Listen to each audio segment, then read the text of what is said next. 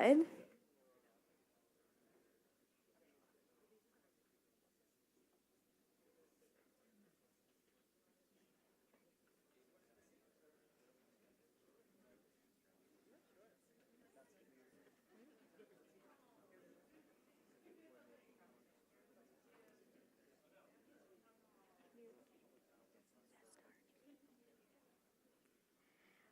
Welcome everyone to the Brain Health Pitch session.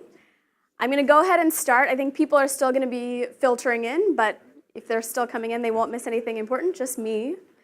They won't miss any of our finalists. So my name is Pooja Wag. I'm the Director of the Health Community at MIT Solve, and we are so excited that you're all joining us to support our finalists who are going to be sharing their 16 amazing pitches today on the topic of brain health. So I just wanted to quickly introduce our topic a little bit. Back in May, we asked the question, how can every person improve their brain health and mental resilience? And the reason we chose this question is because there's a great need when it comes to brain health in the world, but also there's a lot of opportunity to make a difference and to make an impact. As you may know, brain disorders, the prevalence of brain disorders is actually growing. And by brain disorders, I mean mental, neurological, and substance use disorders. We know that 10% of the world is affected by these disorders now, 20% of children and adolescents. And we also know that diagnosis and treatment is inadequate in many places, either because people can't access it, the quality is not very high, or because people don't want to seek it out because of stigma. So we definitely wanted to find solutions that could address this issue.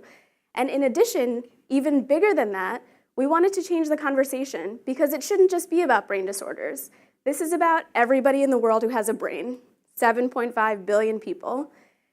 We want everybody to seek out brain fitness and brain wellness.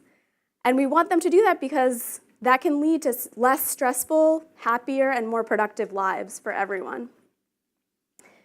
So, knowing that we had a challenge on our hands that if solved could affect 7.5 billion people, we put this question out there and the world responded enthusiastically. So we received 129 solutions from 31 different countries. And with the help of our expert judging panel that's seated at the front, we selected 16 finalists that are seated in the room today, and you're going to be hearing their promising solutions. So before we start with the pitches, I just wanted to give a round of applause to our judges who read through hundreds of solutions and asked some tough questions and then made the very difficult selections that went into today. And we'll be choosing our solvers for the Brain Health Challenge. So let's give them a round of applause.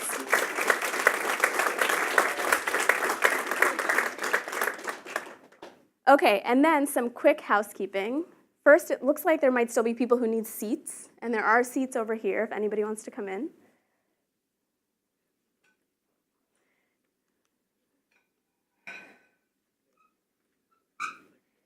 So each finalist will have 3 minutes to pitch. There's a clock in the back of the room that will allow you to see how much time you have left, and a chime will go off when your 3 minutes is up.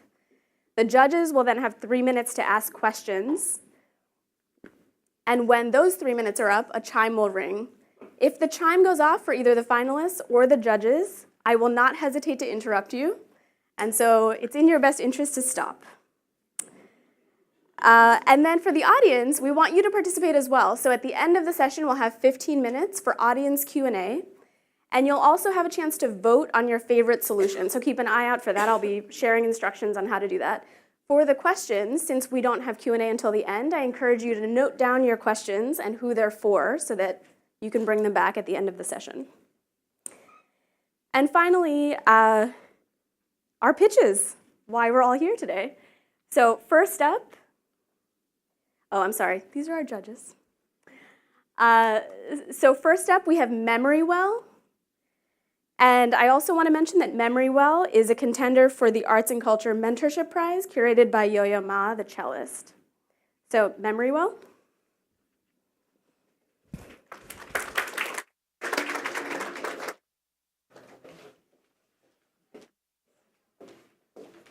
My name is Jay Newton-Small, and I am CEO and founder of MemoryWell. We're a network of almost 400 journalists across the country writing the life stories of those living with Alzheimer's and dementia in the aim of improving their care. So Memory Well grew out of, my experience with my father. My dad had Alzheimer's, and I was his primary caregiver, and a few years ago I had to move him into a community. And when I did, they asked me to fill out this like 20-page questionnaire about his life. And I was sitting there writing down these answers thinking, A, first of all, you're never going to be able to read my handwriting. And secondly, who reads 20 pages of handwritten data points for the 150 residents there? So I turned in the form blank and I said, look, I'm a journalist. Why don't you let me tell his story? And that's what I did. And they absolutely loved it. It transformed his care. 2 of his caregivers were Ethiopian, and they'd had no idea that my dad had lived in Ethiopia for 4 years early on in his career with the United Nations. And they became his champions. They would sit for hours showing him photos of Addis Ababa and Lalibela. So Memory Well became sort of a project for me after that, where I would recruit my writer friends to tell my dad's friends' stories, and we realized the impact that an amazing story, simply told, could have in a person's life. And it was so powerful for me that last November, I quit my job at Time magazine, and I went full-time at Memory Well, because I believe that these stories will have a much larger impact than the stories that I wrote for Time.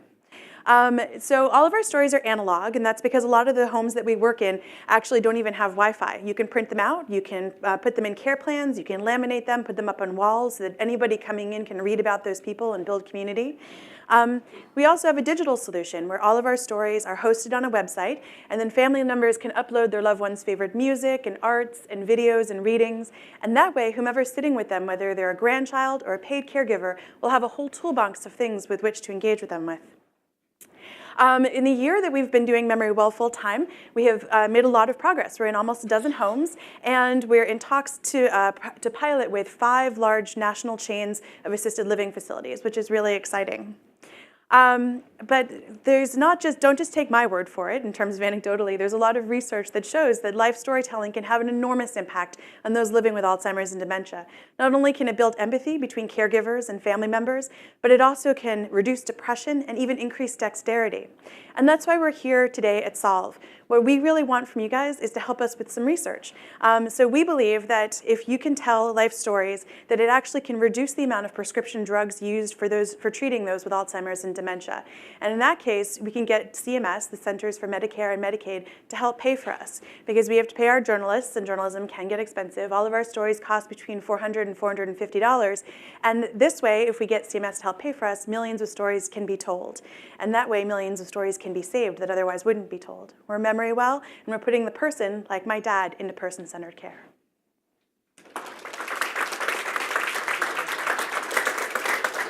So because this is an arts and culture eligible solution, we'd like the first question to go to the Arts and Culture Prize judges. That was great. Is it on? Yeah, there you go. So I just have a quick question from my arts and culture hat. I understand that your background is journalism, but I wonder whether you have considered reaching out to the larger kind of artistic community who are also storytellers along with journalists, writers, playwrights, people from the theater community, visiting artists who might also be a group of folks who might be interested in doing this kind of work. Absolutely. I should have said when I said we have a network of journalists, I should say probably we have a network of writers. About half of our writers came to us after the Washington Post ran a front page Sunday Post story on us in December. And literally hundreds of people wrote in and said, we really want to help you. We love this idea. We want to write with you. And a lot of them were just writers who were not necessarily journalists, but they were English majors out of college or playwrights or different kinds of writers. And so we use a lot of different kinds of writers, poets, different things like that. So yeah, absolutely. Any other questions? Thank you for your presentation. I like your long-term business model of getting CMS to pay, but in the short term, that's probably not terribly realistic. So I'm wondering about some of your short-term financial business model. Sure. So as I said, we're already in half a dozen communities, and so we already have revenue coming in. And we sell directly to communities and to assisted living facilities, also home health care agencies, and we're starting to branch out into skilled nursing and long-term rehab. So we believe that there's a lot of uses for these stories, even outside of Alzheimer's Alzheimer's and dementia for people who are just in care and want to have their story told and aren't able really to tell it themselves. Like I said, we're piloting with 5 major chains. We've already started one of those pilots, and we're embarking on 4 more this fall, which we're really excited about. So it has the potential to really scale a lot in the next year. And then we also sell our stories directly online. So I think a good number of our stories, probably like 30%, have come directly from just people online, and that's just been word of mouth that people have heard about us and signed up. Can you explain how the process works? Sure. So we get a family that comes to us either through a home or through online, and we then send them a series of 9 questions, and we ask them to send us 5 to 10 photographs. That's because I made the mistake really early on of actually visiting people's homes, and 5 hours and 23 photo albums later, I was not gonna, it was totally overwhelming amounts of information. Getting them to provide the photos gets them to really focus and curate the process for us. And so then we assign a journalist. The journalist will go through the 5 photographs, 5 to 10 photographs. They'll go through the 9 questions. The interviews, mostly by phone, take about 45 minutes to an hour. We can turn around a story within an hour or 2, maybe 3 hours after that. Pretty quick. One question here. How? Oh. Q&A. Okay. Thank you.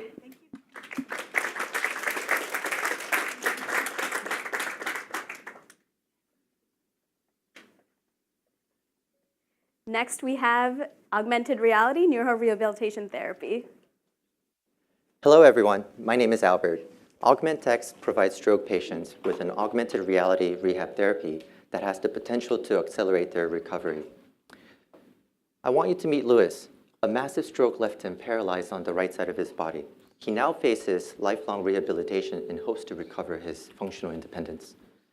With our aging population, the burden of stroke will rise very quickly, and 1 in 6 of us will have a stroke in our lifetime.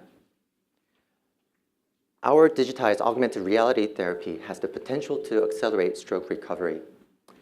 Let's say this model stroke patient has left-sided paralysis. After putting on the augmented reality headset, he sees a virtual left hand moving in mirror image to his own functional right hand. Studies have shown that when patients watch their impaired hand or arm move normally again through visual illusions like this, then their actual impaired hand and arm starts to move with more speed and better coordination. So why is Augmented better than what's being used today, which is the mirror box? Although mirror box therapy has been shown to accelerate stroke strength recovery in our patients, patients' access to trained therapists is limited. And even after they learn the therapy, their compliance rate at home is low. That is partially because they have no way to track their performance and progress objectively at home. And also, the physical mirror box in the picture is a bulky and heavy object for stroke patients to independently set it up and put it away after each use. By digitizing the mirror box therapy, Augmented solves these problems. We provide on-demand access to therapy with a digital voice assistant who then instructs and teaches the patient how to do it on their own. We achieve better compliance through patient engagement tools, and we provide patients automated progress reports. And above all, our small form factor compared to all of our competitor products allows patients to take the therapy anywhere they want and to do the therapy anytime. We have a diverse and talented team with extensive experience in our respective fields of medicine, engineering, user experience design, and finance. We are very committed to building clinical evidence and improving patient outcomes. We started in October of 2016, and we are now trying to finish our preclinical development before the end of this year. We're looking for funding and partnerships to run our first clinical trials and to deploy our clinical program. As a physician, I truly believe our therapy has the potential to help stroke patients regain function and renew their quality of life. Thank you.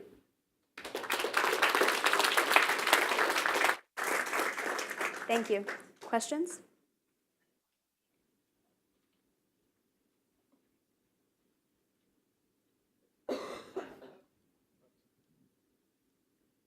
So if I was looking at these therapies, why would this be a compelling experience for me?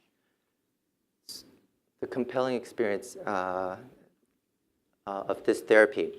So augmented reality superimposes virtual elements in your real world. So and it's an immersive experience where it's a first-person view, whereas other VR or mixed reality therapies are usually either takes you away from your real world or it gives you a second-person view or a third-person view. I think our system is more compelling because it's the first-person view. So what exactly is the interface? I mean, what is Sure. someone using, and particularly for different age groups, like the elderly, how would it work with elderly? Sure. So currently, our prototype is deployed on a Microsoft HoloLens, which is a head-mounted display. However, we've strategically engineered our system in a way that our sensor and the computing unit can interface with TVs, cell phones, iPads, and with Apple, Microsoft, and Google jumping into augmented reality, there are going to be many devices that are going to come on to the field and available to patients and the general public. And we want to seamlessly be able to integrate our therapy to various display panels. So depending on the patient's proficiency with technology, we can interface with different display panels. Quick question, who do you see as your competitors? Sure. So there are already a lot of players in the virtual reality and augmented reality field trying to provide therapy for patients. And when you look at specifically stroke patients, one of the biggest companies is MindMaze in Switzerland. But I think we are differentiating ourselves from them in that they are mainly focused on acute phase after stroke and providing, and their system currently is a big tower. We miniaturized all of that into a small form factor so that patients can get it during the acute phase, take it to their rehab hospital, and take it to home and keep it. So that's our hope.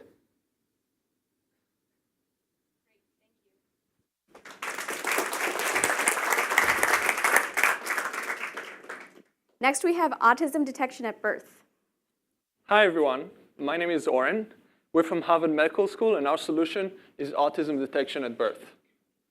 Now, autism hurts millions of children and costs over $175 billion a year in the US alone. That's because we detect it too late, around age 4, when treatment is barely effective. In the few cases detected at age 2 years, treatment can drastically reduce autism severity. And our brain test detects autism at birth. It gives a sound and then records the brain's response to it, which takes much more time in autism, allowing accurate prediction at birth. We published our findings and have now replicated on 50,000 newborns. So how did we get so much data? This test is used to screen hearing impairment on 4 million newborns a year. And so we aim to take our autism detection algorithm and add it to those devices to make it also test autism on 4 million newborns a year. And with autism being over 1%, we may help up to 40,000 newborns with autism. And because early treatment can save up to $1 million throughout their lifetime, we can save $40 billion a year just with existing tests. And to show you what it actually means in the life of a child, this is John. He was one of the few cases detected early already decades ago, and he was one of the first cases given early treatment. They thought he would not be able to speak or live by himself, and he went to a normal school. He has a family, and he created a company that employs 150 people. So we want to bring this transformation to all children with autism. And we hope to work with the MIT Solve community to reach governments and healthcare providers and show them this huge saving and ability to help the children, especially in developing countries, where those kids are most marginalized And so together, we can help a lot of children that way. Thank you.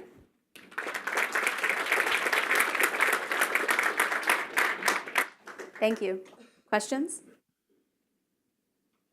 Thank you. This is really exciting.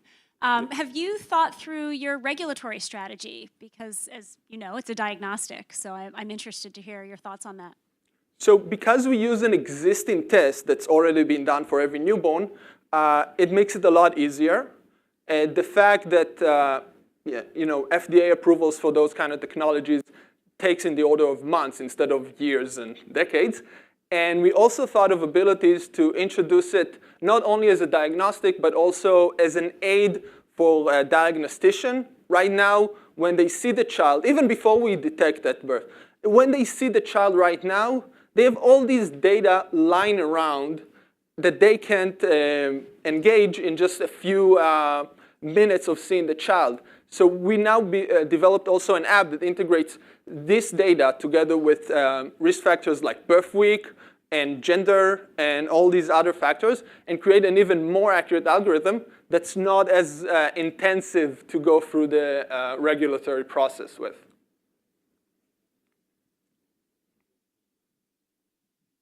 How do we know how accurate your diagnostic is?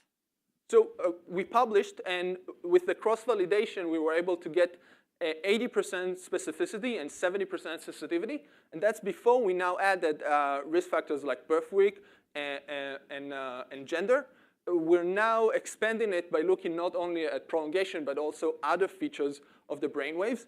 And keep in mind, this device was optimized brilliantly for hearing impairment. We're now taking the stage of optimizing it for autism, so we expect to get much, much higher. And this accuracy is well in the ballpark of getting that early screening, because again, we're not presuming to be the diagnosis of autism, but rather the early risk factor that will make the parent or the pediatrician already saying, hey, maybe we should give it this questionnaire, or hey, maybe in a few months you should, when you see your doctor, maybe you should tell him about it and have a look. And that, even that little change, before we're talking about moving from 4 years to 2 days, which is something we detect at 2 days, even just moving from 4 years to 2 years is $1 million. It's the change of going to a normal school and having a happy life where you can live by yourself and do the things you love. Quick question. I think it's amazing from the research perspective. Thank you. I don't understand the revenue model. So who are you going to charge? Who's going to be paying for what?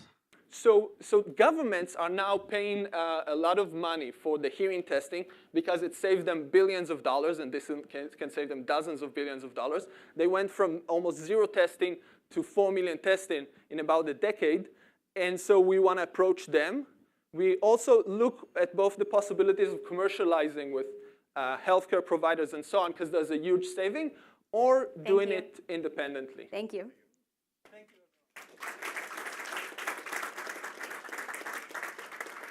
Next, we have Dct Clock.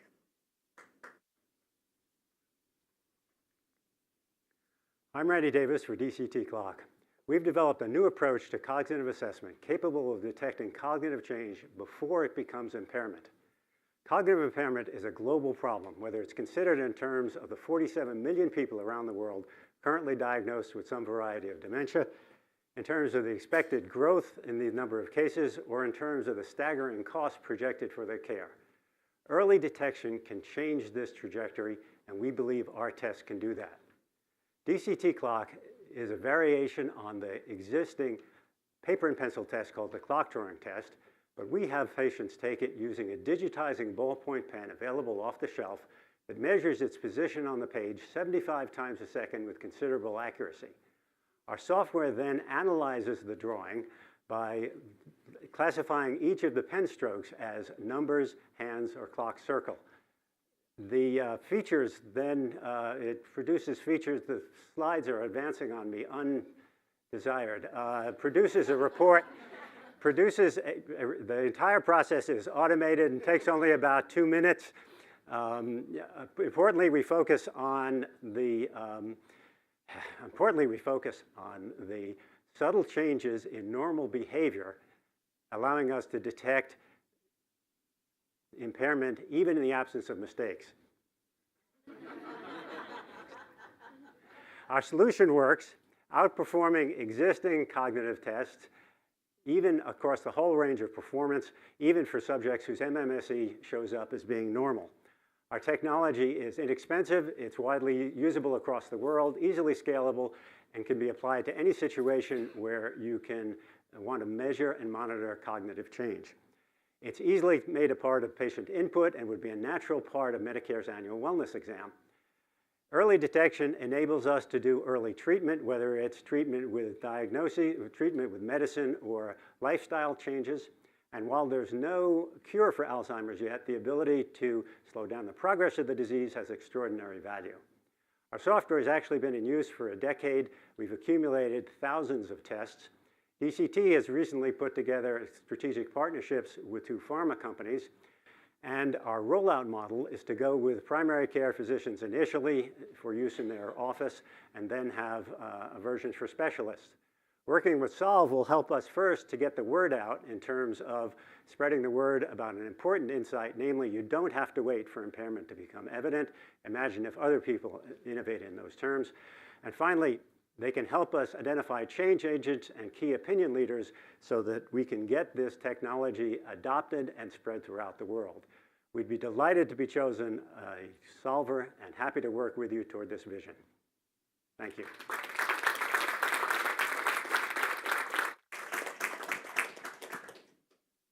Also on your revenue model, also with Medicare or Medicaid, the trend is towards how is your product going to save money?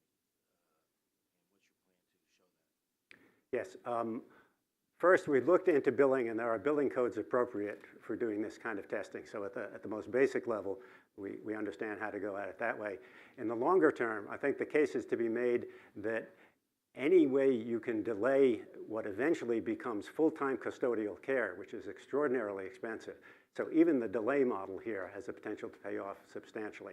That will clearly take some time, but we believe that case is makeable.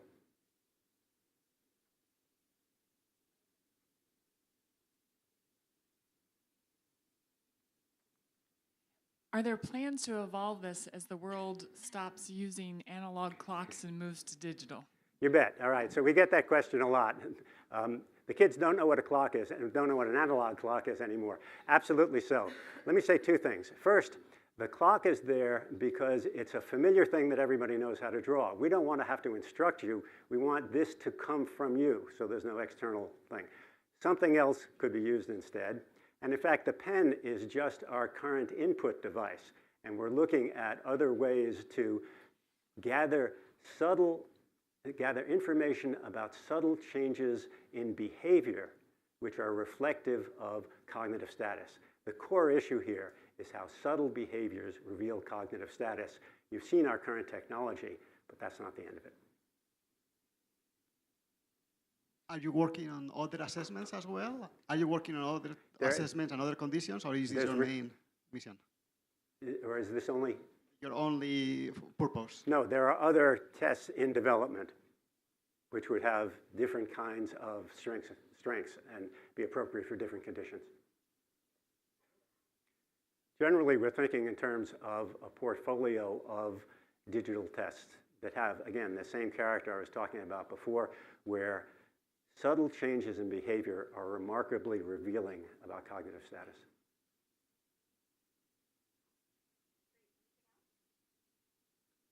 Well, I will follow up. From all the options, why did you start with that one, with the clock? I didn't catch that. From all the options, so you are looking at many different assessments, why did you start with the clock? Because first, it was the most familiar in terms of the work. It's widely used. If you ask the clinicians, I'm seeing heads shaking around the room. It's a well-known test. There's a reasonable amount of experience with trying to interpret it.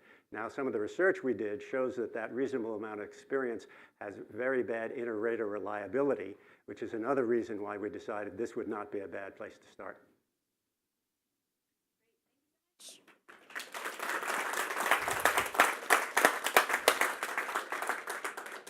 Next, we have communities of healing.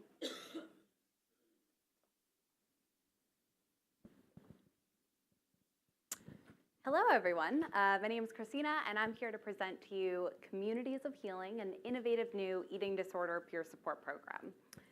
Briefly, scope of the problem, it's huge. 30 million Americans suffer from eating disorders, 90% don't receive treatment, and even for those who do, 50% relapse in the first year following treatment. So, broken system. Why am I here? I co-founded Project Heal at 15 years old in my own recovery from anorexia, really to raise money for people who couldn't afford treatment. We had 40 chapters before we had a single staff member, and seeing this groundswell of grassroots support, decided that we had to do more. And so we spent last fall conducting a series of stakeholder interviews with the eating disorder community to really understand their needs in recovery. Biggest desire was recovered role models, and interestingly, while peer support has been well utilized in a number of other mental health spaces, it's a great clinically validated model, it hasn't been done in eating disorders. So that's what we're doing. Mentors undergo a really extensive application process and then complete a comprehensive 7-week online training via our partnership with NovoEd. Here's a little bit of what that looks like. They're then paired with a mentee in their local area or online and meet with them a minimum of once per week. And mentors really act as a support person and role model that full recovery is possible, sharing personal experiences, providing support, and helping their mentees to develop tangible strategies to help in recovery. So we've partnered with researchers at Columbia University to deliver Communities of Healing in the context of a randomized control trial. And we're really hypothesizing that not only is this program going to help us reduce eating disorder symptoms and behaviors, but also really reduce healthcare utilization and cost by decreasing that crazy relapse rate that I just mentioned. And then we're also partnering with Recovery Record, which is the leading eating disorder app already used by almost 1 million people with eating disorders, to pair our mentors and mentees, where mentors can actually see mentee symptoms and behaviors in real time and provide in-app feedback.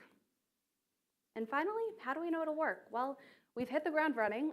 We've launched in our New York City and Philadelphia chapters. Small sample size, 10 mentors, 10 mentees, but it's going great. They've raved about it. We've had no dropout, and preliminary data analysis is showing a reduction in eating disorder symptoms, which is great. There's desire for it. We've had 136 mentor applications since we launched the program in July, or opened the applications, and over 200 people have asked to be notified when we begin recruiting for mentees. And most importantly, this is a low-cost, volunteer-run, sustainable and scalable program. And if we can also demonstrate cost-effectiveness, insurers have expressed an interest in actually reimbursing for the service. And I have 10 seconds, so why MIT Solve? Really funding partnerships, business partnerships to help us to scale, and partnerships with healthcare companies to really help us crack that insurance reimbursement piece. Thank you.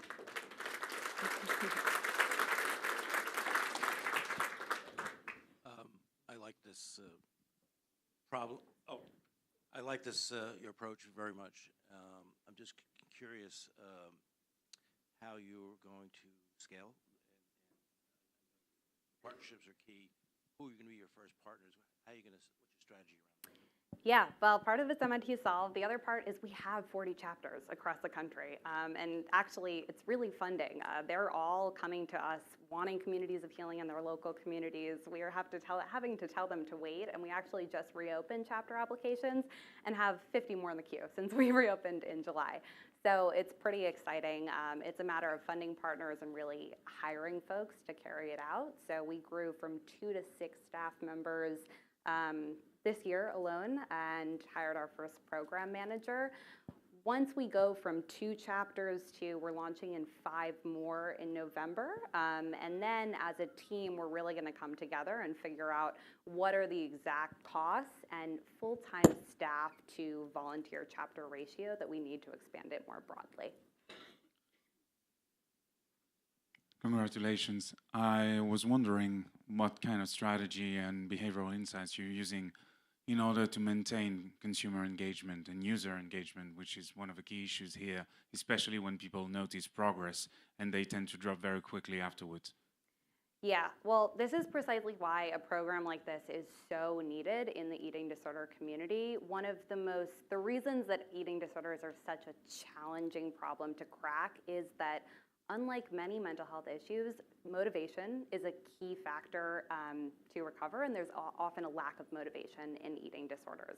And so with the stakeholder interviews, we've found that people want these recovered mentors, and this is precisely what actually makes them engage in treatment. So actually, this is an adjunctive support system too. They have to be seeing a therapist, seeing a psychiatrist, and actually engaged in treatment.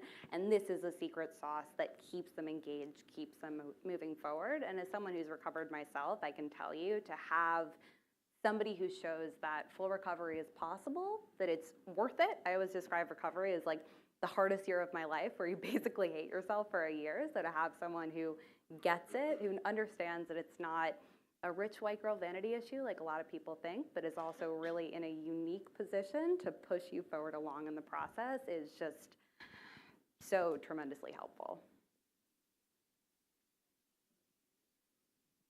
Thank you very much. It sounds like you're collecting a lot of data via the app. How do you see that data kind of further progressing your work, apart from kind of connecting mentees and mentors, but really kind of finding out new ways or other ways to help people with these conditions? Yeah, it's a big question. I really see Project HEAL as this amazing vehicle to be able to translate what we know in research to solving the problem. So more to come. Thanks.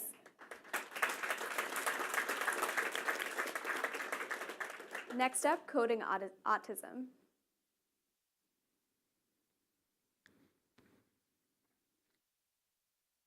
My name is Oliver Thornton, and I'm here to discuss with you guys my venture Coding Autism and how we are empowering autistic adults worldwide.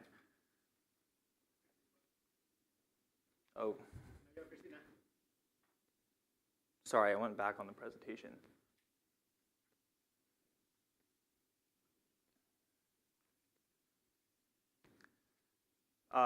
Let's start with purpose. Today, there's been a positive trend in technology companies hiring neuroverse employees, particularly adults on the autism spectrum. In fact, companies such as SAP, Microsoft, and HP have all implemented autism hiring initiatives that have been so successful that these companies have decided to ramp up these recruiting initiatives tenfold.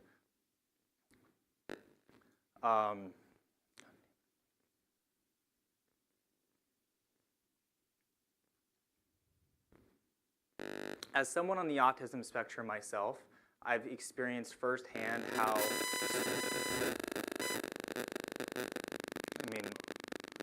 my God.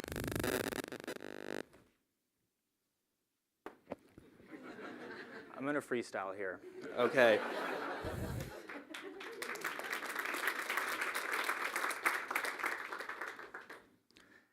I was diagnosed with autism at the age of 2. Shortly after my older brother was diagnosed with autism. Growing up, we went through public school where we didn't have a key resource of autism specialized resources that really helped us specialize and learn education in a way that was catered to our needs.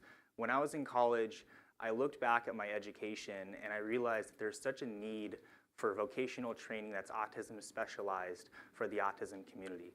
When you look at the statistics, there's about 80% of all adults on the autism spectrum that are either unemployed or underemployed. As someone on the autism spectrum myself, I find that to be extremely unacceptable. A solution like Coding Autism, what we do is we are a technology training company that provides vocational services, advocacy, and networking services, along with an integrated soft skills approach to help individuals on the autism spectrum develop skill sets to develop meaningful careers. Companies such as SAP, HP, and Microsoft, as I have mentioned, have had formal autism hiring initiatives for these students because of the unique characteristics that they contain. When you look at the mental health model, many individuals on the autism spectrum contain comorbid neurological disorders such as anxiety, ADHD, and depression. A lot of these are highlighted because of the lack of self-awareness and self-acceptance that many individuals on the spectrum contain, isolation, and the negative stigma around autism as a whole. With Coding Autism, we want to address the autism, unemployment, underemployment rates, and the comorbid neurological disorders from a social model rather than a medical model, because we believe that coming up with the grassroots approach and developing communities that are designed for the betterment of the autism community and developing skill sets to help adults on the autism spectrum develop skill sets is very imperative for the success of that community. Thank you for your time.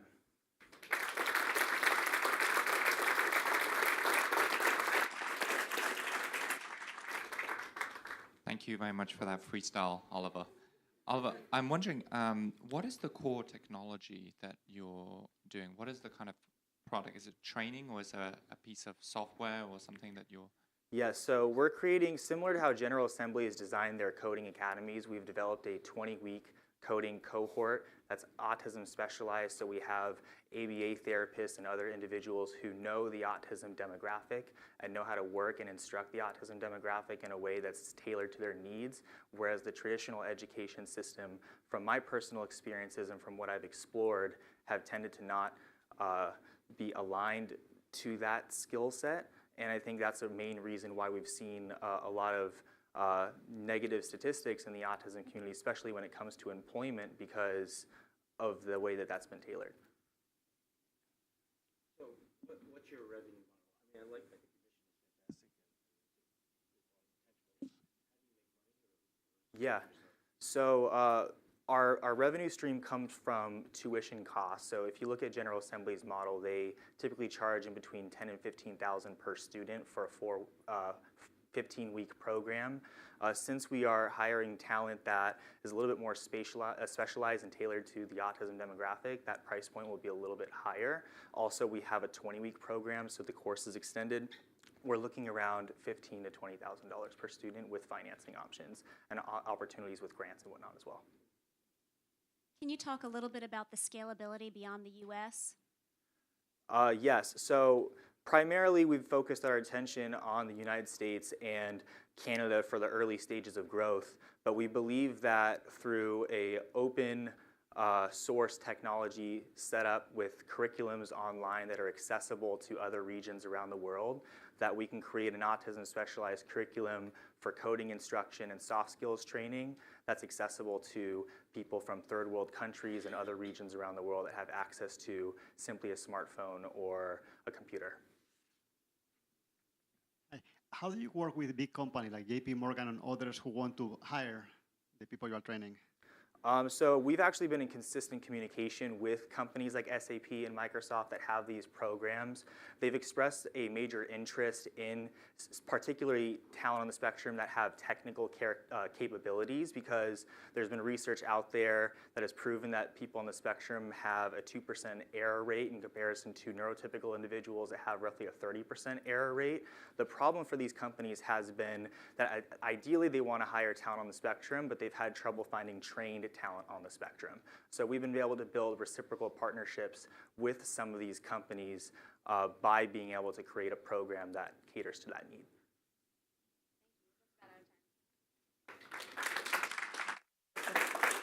Oliver. Next is Jewel. Great. Hi, I'm Vic Strecker. I am the founder of Jewel Health, and I'm also a professor at the University of Michigan in the School of Public Health. And there, one of my purposes in my life is to teach every one of my students as if they're my own daughter. What that means is that I have about 1,200 daughters every year, and that's a lot of daughters, so I need a lot of energy and willpower. But at the same time, the upside is that I have a far less lower likelihood of developing depression, PTSD, and even Alzheimer's and stroke. I also am much more likely to become resilient, open to diversity, open to behavior change, and at the same time have more positive gene expression and even DNA repair through my telomeres. That's very important. Unfortunately, most people are like this. They don't have a very strong purpose, meaning, direction in their lives. But when you do, you say, well, boy, that's great, but I need to align with that purpose as well. So I need more energy and more self-control or willpower every day in order to align with that. Also, I need stronger health behaviors. I need to sleep better, be more present, active, creative, eat better, what I like to call space. Now, if I have those things, it starts working almost as an engine, and that's a very important concept because while this engine works well in a vacuum, it also needs to work well when it's sunny, when it's hot, when it's cloudy, when it's raining, or when I'm far away from home or on a Friday versus a Monday, or when there are other people who are causing all sorts of issues in my life. In other words, our environment is very important too. Now, if I start understanding what makes me tick, I can start building an engine that helps me control many, many different things, from my stress to depression, to PTSD, to relationships, to just my golf game if I want, really. So welcome to Jewel. We help you compose a purpose. Then we start monitoring your energy, your willpower, your relationships if you want, anything that you want, because this is a personal predictive model that starts getting smarter about you over time based on your behaviors. By the way, we can connect with over 150 biometric devices, and we connect with over 20 different environmental factors to build a predictive model using machine learning that starts getting smarter about you and then starts getting smarter about the advice that it gives every single day. So I have immediate feedback about what I need to work on, what makes me tick, and even a forecast for tomorrow. I'll give you an example of this. This is my friend Mike. Whoops, a little behind there. There we go. This is my friend who has an awesome, big, hairy, audacious purpose. He wanted more energy. He looks at his Apple Watch. He sees that Jewel has sent him a message saying, by the way, your energy is expected to be low tomorrow. You need to eat better. Well, this is on St. Patrick's Day, and he and I were going out to St. Patrick's Day dinner. It's 6:33 in the evening. This is what we ended up eating. In other words, we totally ignored the message. The next morning, I called Mike, said, what's on your phone in terms of the outlook? It says, well, of course, you're expected to have a low energy day. Well, thank you very much. Good. Great. Yes? With all these devices you're connecting to, and you mentioned what makes me tick. So what makes me tick? How do you know that? Because in this model, what we do is collect day over day information about how you've slept, how present you are, active, creative, how well you've been eating, any sort of outcome you want to put in, such as your energy. It builds a predictive model, then also looking at cloud data, looking at weather and other factors, and then it builds this model that gets smarter over time. It helps you become a better researcher of yourself. If I'm a migrainer, a neurologist would have me log my migraines and all of these factors for a couple of weeks. This does it automatically. Agreed, but how do you know that all these advice are not going to upset me? Great, because if we're Timing. telling you it's going to rain, we also want to give you a raincoat. In other words, we want to tell you what would mitigate that forecast and what would help you change. So it's giving you very immediate feedback. Does that make sense? Very Absolutely. much like a health That risk was my question. Yeah. Do I want feedback at that particular moment? We're all researchers of ourselves. Some people might, but I would say yes. Any other questions? How much of the data is passively collected and how much do you have to actively enter? About 45 seconds a day is collected from you. Now, you don't need to use it every day. You can use it every other day, once a week. You can go back to it whenever you want, but it does continue to get smarter over time. That's about 45 seconds a day. We have very, very high use rates. In fact, we're in the top 1/1000th when you look at a survival curve of how often people use this. We're in the top 1/1000th in terms of app use. So very, very high ratings. So I see this as being like my personal coach, like a digital like a personal life coach. It's very much like a life coach. What's the pricing model? How do you charge? Yeah, this for is it? a business-to-business software as a service company, and I was unable to show you a slide, unfortunately, because I talked too long, about our businesses that we're working with. But our organizations we work with, we license the Jewel app to all of those groups, such as, we're working with a lot of very big groups right now. That make sense? Like an enterprise license. It's an A big enterprise company license. would So if buy a it? company has 30,000 people, like Dow is one of our customers, they have 35,000 people, so they take a license for all 35,000. That make sense? And typically a license could be somewhere between $5 and $10 a person. Oh, there we go. Oh, how nice. Yeah, these are some of our customers. Yeah. Make sense? Any other question? Thank you very much.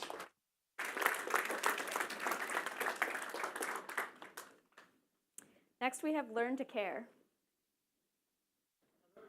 I'm Tanji Sharon. I'm a psychiatrist and founder of Telepsychiatry Innovation Lab.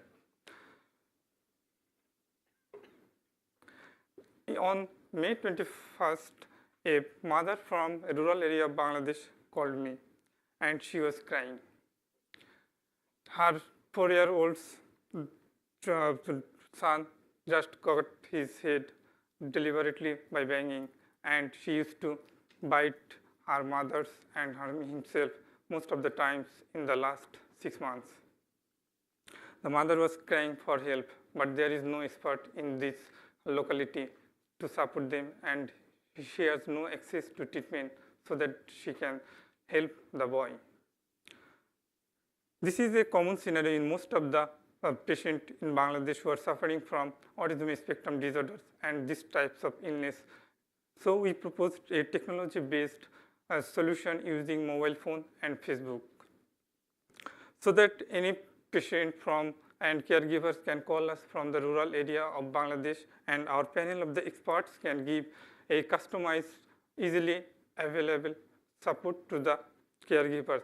And they also add a role play so that they can practice it in their home environment and support the baby. We also use SMS-based health system integration so that person can have less time in their waiting time in the hospital, and they can take preparation before going to the hospital and make a smooth journey to the hospital. And we also created a Facebook page where caregivers can help each other, sharing their experience, support each other, and can also share their information and ventilate their distress. That we hope will help them to reduce their anxiety, stress, and depression. We think that using this type of easily available technology, we can help most of the people, and it can be scaled up in other low resource settings and will help the patient and the caregiver to combat these neurodevelopment disorders. Thank you.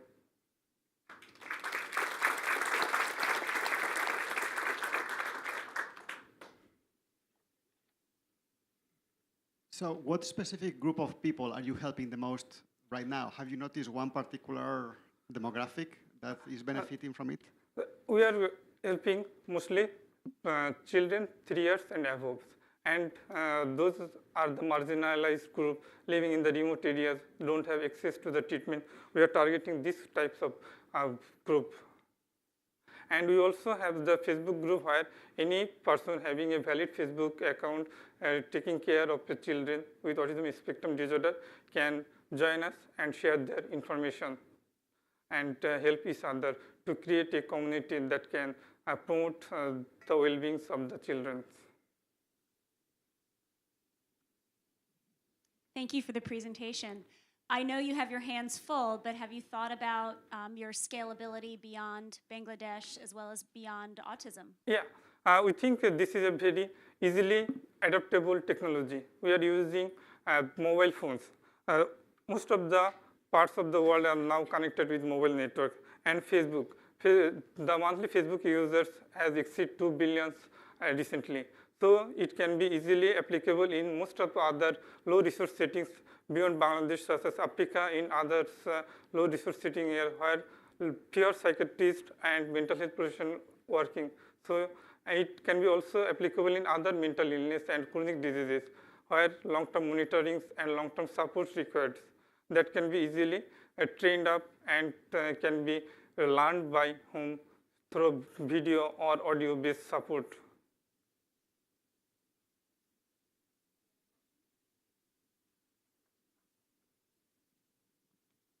Thank you so much, Tanjir. What are you doing on Facebook? It's a support group, and we are connecting caregivers so that they can share information, and we also integrating experts so that they can give valuable information whenever they require, so that the sharing and ventilation will reduce the depression and anxiety. This is both support group as well as information group from the expert. We are trying to combine both.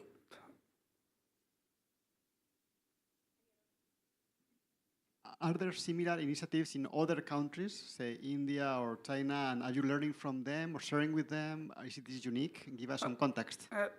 We just initiated this. We are very initial stage. We are in pre-pilot implementation stage, and we think we can share this with other countries. In the success, we discussed about this project in Rwanda. Recently, Rwanda University is interested to try similar types of intervention in their country, and we are trying to implement this together. Thank you.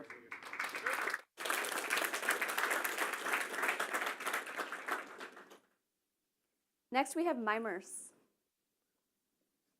Hi, I'm William, founder, programmer, developer, designer at Mimers. When I studied clinical psychology, it became very evident to me that there's a huge problem. And this problem is that 1 in 4 develops some kind of mental health problem in their lifetime, yet only 1 in 3 get any type of treatment at all. This to me was strange because most would benefit and get helped by behavioral or psychological interventions. So I founded Mimers in 2014 with the mission of becoming the world's largest mental health provider by making these kinds of treatments available to anyone, everywhere. Evidence-based, automatic, scalable mental health care. We're going to achieve this by using technology, virtual reality. I personally believe that virtual reality will be the most important technology ever for mental health care. It basically grants psychologists godlike powers. Yeah, it's true, but so far, we've made tons of different apps. One of them is ITZY.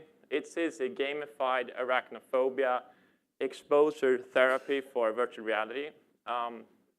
Yeah, and we tested this application in a randomized controlled trial. So basically benchmarking it against the gold standard exposure therapy performed by a real psychologist using real spiders. And it's first trial in the world, and the results are that people using ITZY get the same treatment outcome as people who get treatment from a real psychologist using real spiders. We did this teaming up with Something Electronics, the Swedish government, and Stockholm University. We also developed apps like Happy Place. Happy Place is a mindfulness and meditation relaxation app that's used by Sweden's largest chain of pharmacies for pain distraction. Combined, these 2 apps alone have been downloaded 40,000 times.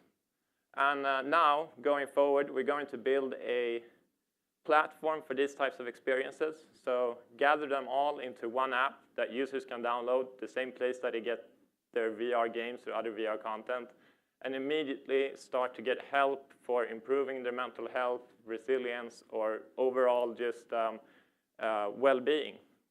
And this is a platform that's going to contain different kinds of modules. Some are going to be like only intended for self-help use, and others are going to be intended to be used in close supervision by clinicians who license this platform.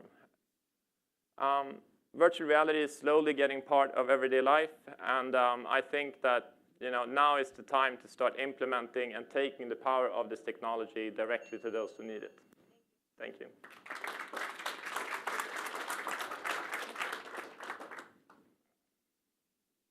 There's a question from a child here. Sure. From what age are you supposed to be using it? She started to want to use the ITZY. Yeah. I have a really good testimonial video from the BBC's head of VR. She had her daughter use it. I think she was 8, with great results. So yeah. Generally not before the age of 13. I think the general guidelines are. So yeah. What do the clinical psychologists think about this? Are they worried that you're going to put them out of work? No. So basically, as I said, it's such an underserved market. People in clinical psychology know this. It's not, to me, it's not an issue of replacing clinical psychologists. Like even if we had 10 times the workforce of clinical psychologists, they wouldn't be able to serve all of the people that need these interventions. And that's why we're trying to take this technology to solve the problem. Sorry about my voice, by the way. What are the hardware requirements? So each of our different projects, we have several stages. So one is we usually go and collaborate with clinicians and the research team and to build prototypes. And when we're building these prototypes, we always try to target the lowest possible price point. And like we're right now working a lot with something Gear VR, since it's the cheapest but most viable standalone like VR headset, whatever. So trying not to go after like the high-end stuff. It's very tempting to do that because it's a lot easier, but we try to go after the low end, but yeah, make it just so that targeting the platforms that have the most users, basically. Does that make sense? Yeah, virtual reality hardware. Please. Yeah, I'm not as optimistic about focusing on one technology like VR. I mean, I like your mission, but yeah. What's your plan B in terms of, I mean, if you're asking for money for this, I mean, what's your evidence that VR would work? Like, I personally believe that VR is the future for computing. Like, it's not a doubt in my mind that even the people who create the computer graphics. Solving your mission. Yeah, for solving my mission. I mean, there's a lot of interesting technological developments happening right now. AI, for instance. I mean, if this doesn't work out, like, for sure we're going to look into other types of technologies. We're not primarily a virtual reality company. Like, I'm trying to solve the problem of mental health care at scale through technology. And right now, I think VR is the most promising technology. But, if other technologies get up to speed and, have this kind of potential, then sure.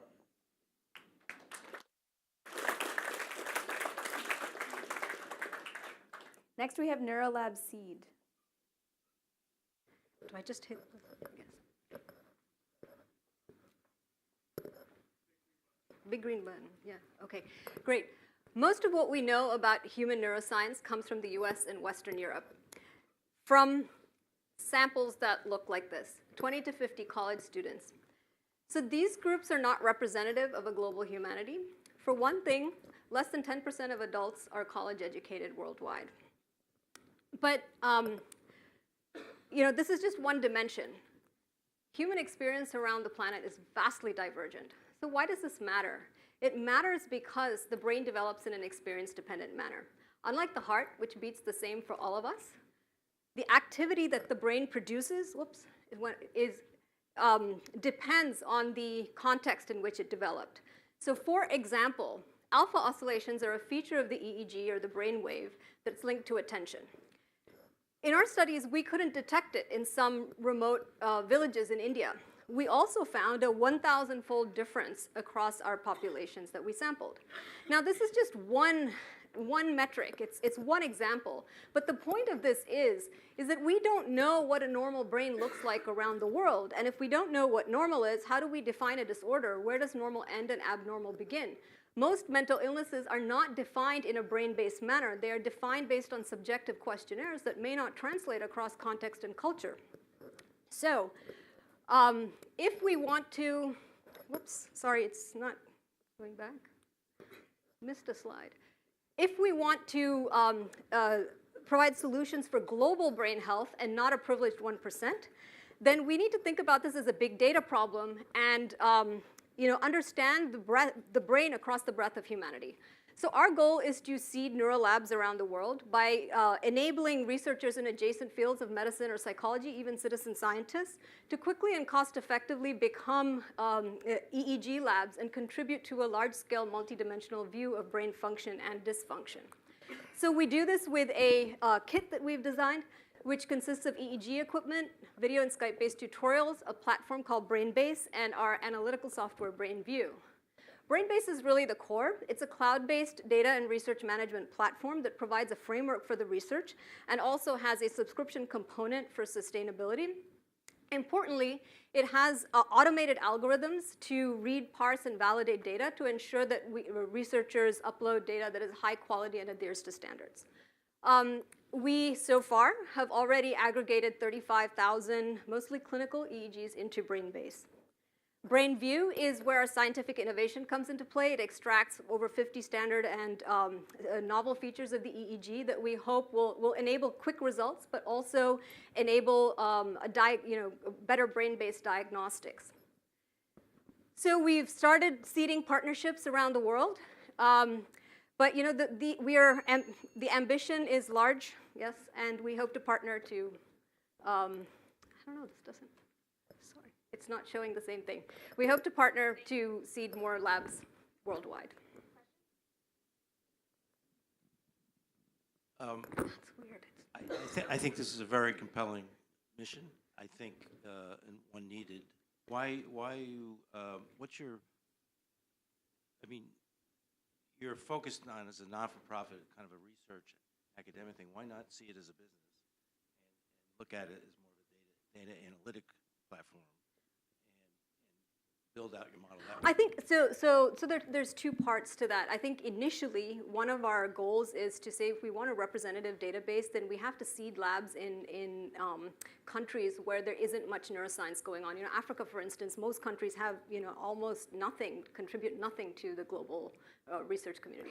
So that is not a for-profit endeavor. What we're hoping to do is to work with universities and hospitals to first seed these labs and with governments to say that this is a very cost-effective way to spend your science and technology budgets, and if you are willing to build out neurotech ecosystems with us, you'll get a lot more bang for your buck than trying to set up other types of research organization institutes or labs and that kind of thing. Ultimately, we may have certainly maybe spin out a for-profit component, but I think we want to get the global view. Yeah, but you need a case study. Do you have that case study to show effectiveness to sell it around? Other countries, right? Seeding, yeah. So far, the one we have working on the ground is in Argentina, and we're working through regional hubs with universities that become a hub that can train others and recruit others in those countries. We've made headway in Argentina, Brazil, India, Vietnam, and we have partners in Australia, US as well. So it's definitely works. Labs get set up and start working very quickly. I mean, within a week, they're productive. And, I think the model works from that point of view. Yeah. Hi. What kind of hardware are you using? So you don't develop your own hardware, you select No, and so we're device agnostic. Obviously, that's right now our platform is works only for a certain type of file format, which is EDF. So we currently favor any device that saves its data in an EDF format. However, we are building towards maybe supporting about 5 to 10 of the other data formats that are out there, and ultimately standardizing to EDF over time.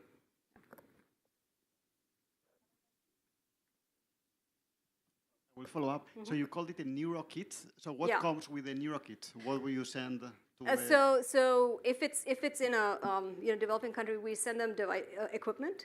We give them accounts to Brainbase, so they don't pay. They're free for them to access Brainbase and BrainView as well. So what that means is that they feel like they can immediately jump on. Like, for example, they can get on the platform and participate in someone else's experiment and basically contribute data while they're thinking of what they want to do. There's also protocols there so they can look at those and try to design their own experiments, use the research tools so they get quick results and they feel like they've accomplished something.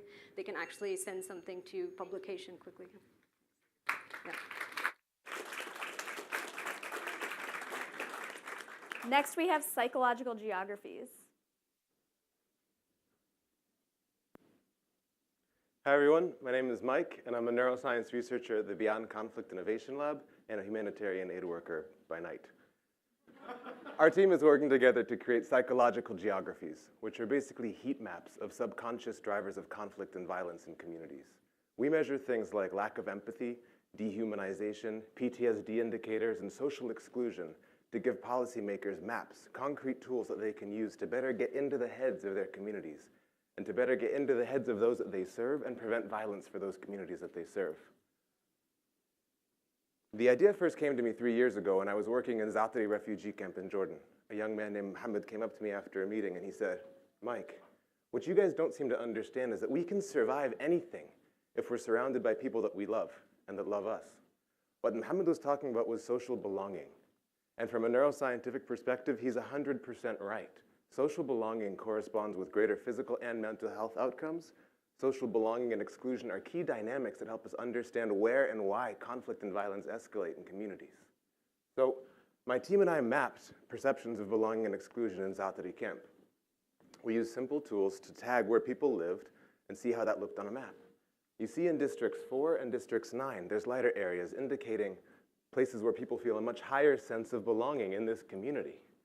And when you look at a broader level, at a national level, this is survey data from 1,000 youth across Jordan that we collected through tablets through a partner NGO there, where you can also see that belonging and exclusion have clear geographies and spatial characteristics.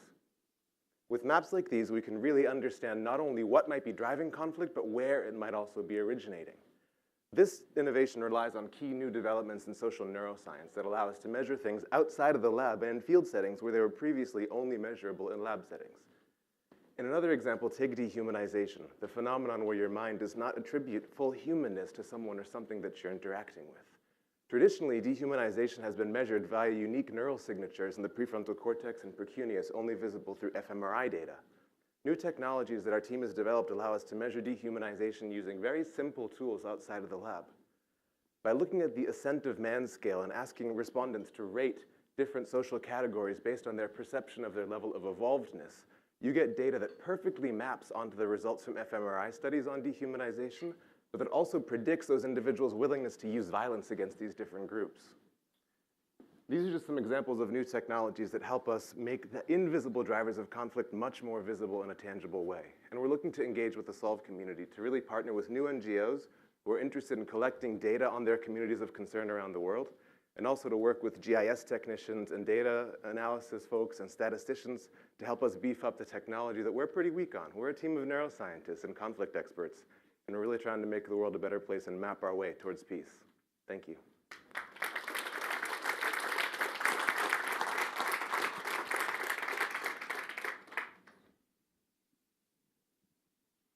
What are the ages of the people for whom you are collecting this data on?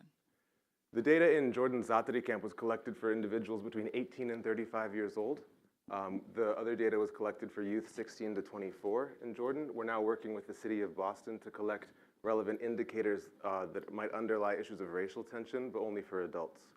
So for IRB purposes and other purposes, it's much easier to focus on adults. And depending on the type of technology, I've used hair sampling and fingernail clippings to measure cortisol regulation, and that's easier with adults as well for a whole lot of other co-founding reasons and analyzing those variables, but mostly adults. Very innovative. What's the underlying science that's been proven that supports this? Well, it depends on the variable in question. I mean, something like dehumanization that has a unique neural signature can be a specific driver of conflict. So where our team really is innovative and unique is that we have neuroscientists, but also practitioners working who have worked in these different conflict contexts, because the science is tied to the issue, and the issue is dependent on the conflict in question. In a place like Rwanda or in Myanmar, potentially, you're looking at an issue of dehumanization, whereas a place like Israel-Palestine, you might want to look into longer-term indicators of epigenetics and PTSD, because the scientific underpinnings of some of that continued cycle of violence varies from place to place. But the science is there, depends on the issue. So is the analysis at the collective level, like a map, or can it be also at the individual level? This person is more prone to, and then what happens in that context, right? I mean, having predictive algorithms for why someone might commit violence is sort of the gold standard that no one has yet discovered. People who work in counter-extremism would love to have a variable like that, or an algorithm like that. You can look at data correlations at the individual level. I can tell you that my data on stress in that refugee camp correlated really closely with data on belonging, on stress regulation and social belonging. But what's easier about the maps is that actually you can look at it visually and see that not only do those correspond statistically and correlate statistically, they also overlap geographically, which can then help us work with these clients through a fuller project cycle to understand what is happening in that specific part of the camp that makes those two things overlap there. So yeah, the individual data is possible, but I'm more interested in its interaction with space and geography.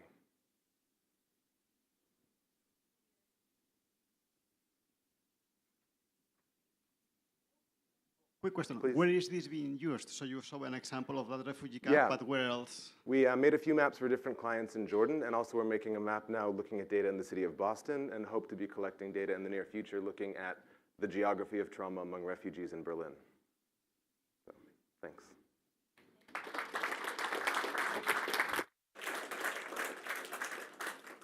Next up is Strong Minds. Strong Minds exists to improve the mental health of impoverished women of all ages in Africa. And we do that through a simple, proven, and cost-effective model of group talk therapy to treat depression. There are 66 million depressed women on the subcontinent, and Strong Minds is the only organization focused on scaling a solution to this epidemic. Strong Minds uses group interpersonal psychotherapy as the foundation of our approach. This therapy is a community-based model that does not require the use of medication. It focuses on the relationships of depressed group members and uses a lay individual who, over the period of 12 weeks, helps depressed group members to identify and understand the root causes and triggers of their depression, and then to formulate strategies to overcome those triggers. Technology is a key part of the Strong Minds culture. It allows us to obsessively measure our impact. We capture and analyze patient data real time in each one of our groups by using a custom developed app and by putting tablets in each one of our group leaders. The model works. 80% of the women we treat are no longer depressed after our 3-month therapy. And 2 years later, roughly 80% of these women are still depression-free because these groups continue to meet over the long term. These women continue to support one another and are able to help one another to prevent future depressive episodes. We're growing quickly, as you can see here. 500 patients treated in Uganda in 2014, 20,000 patients treated today, and over 100,000 patients treated or forecasted to be treated in 2019. It costs us $78 to treat one patient. That's down from $400 from a few years ago. When we help a person to become depression-free, her entire life improves. When an African mother is no longer depressed, she goes back to work. Her income increases. Her children attend school more regularly. Her entire family gets physically healthier. We have that evidence.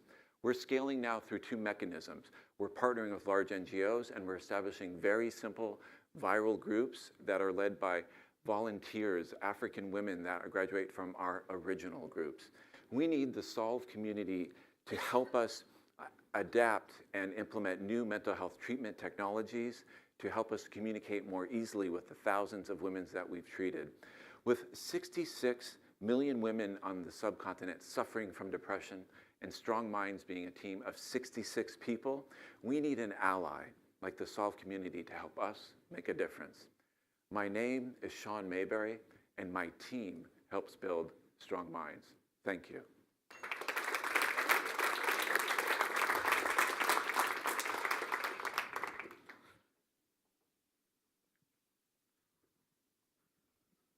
Thank you for that presentation.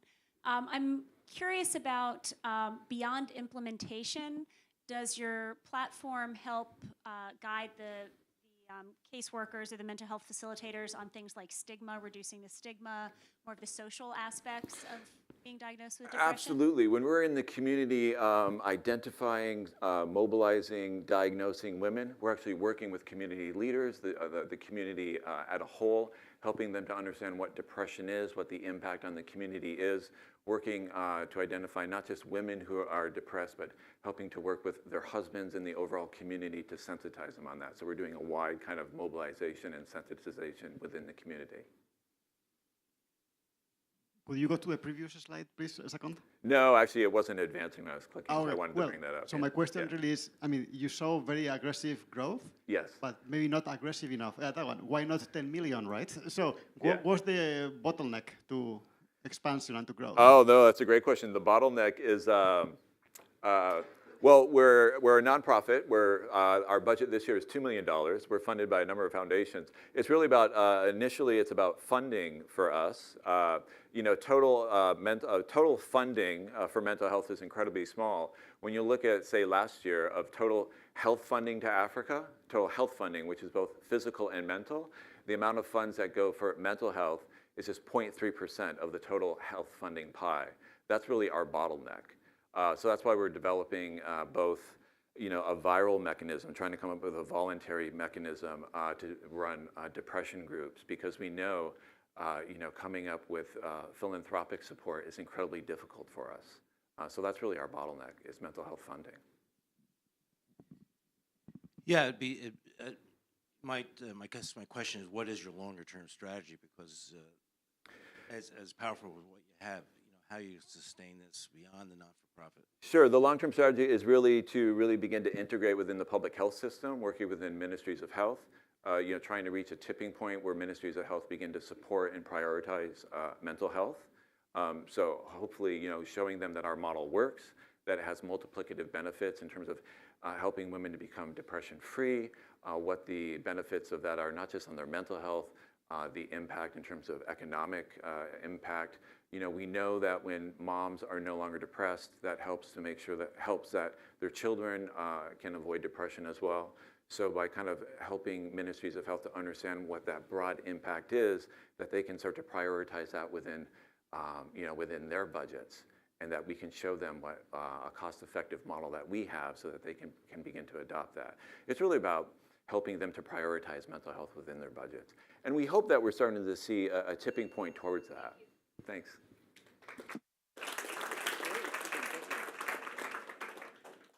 Next, we have the difference.